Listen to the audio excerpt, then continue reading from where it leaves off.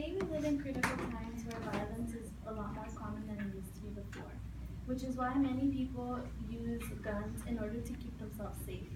According to NBC News, 1 in 3 Americans have guns in order to keep themselves safe and protected. Our society is filled with guns and it promotes danger. That's the risk that we're taking when we have guns. And according to QEED, gun violence poses a serious threat to U.S. teens and their community.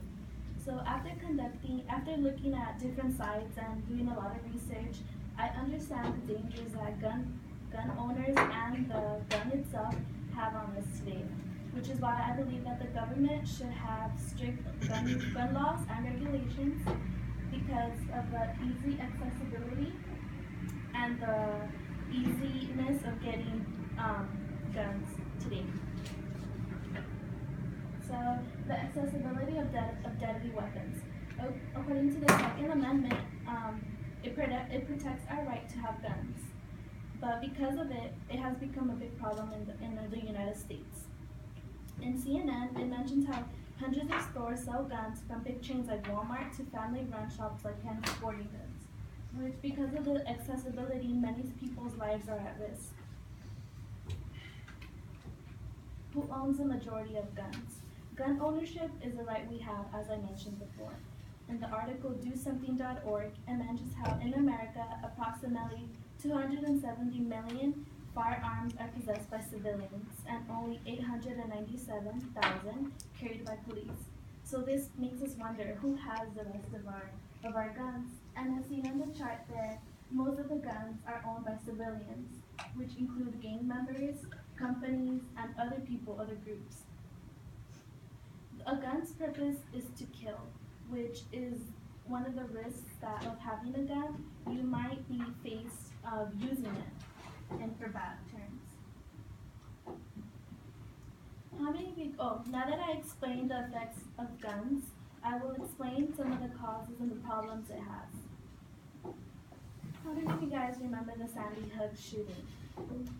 In 2012, Adam Lanza, the shooter, killed 20 children ages 6 and 7. Articles have mentioned that Adam Lanza suffered from Asperger's syndrome, which is similar to autism. A&E television network reported after the shooting that Adam owned numerous weapons as well as ammunition.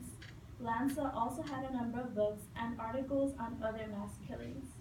This demonstrates the dangers of guns, especially when they're easily accessible to anyone, including Adam Lanza, who had a mental illness.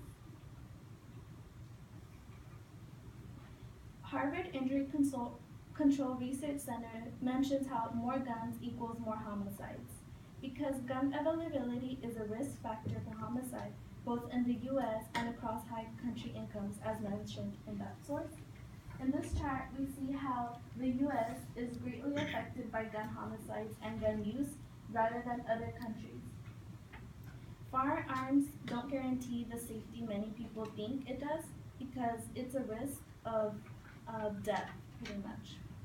So now that I have presented the dangers guns have, I will now explain a solution that will improve our society.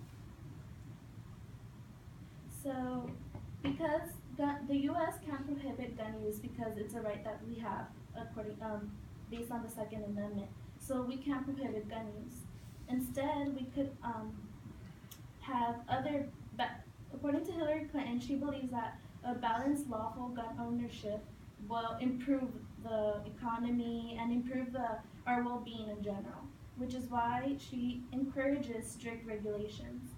According to the On the Issues article, strict regulations will help strike the right balance to protect the constitutional right, but also give people the feeling and the reality that they're being protected from guns in the wrong hands. So, politicians like Hillary Clinton believe that by producing this mutual solution, both parties will win and will also protect the citizens. So, as I mentioned, the government should protect its citizens in more than one way. So they should produce stricter regulations and laws in order to prohibit gun use. Well, not prohibit it, but to limit the access of it. So first I talked about how the guns are given to people with bad intentions, and they're easily accessible, which because of it, they're easily accessible. Many children and teens are affected by it and are victims of death. It also talked about the solution, having a neutral solution would also prevent deaths. So, no. Oh, like Hillary Clinton said, how many people have to die before we actually act?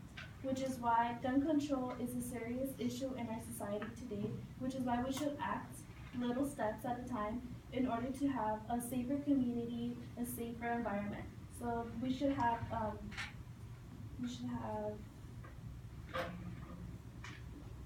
better solutions, such as a neutral solution. Well, that's it. That's my presentation.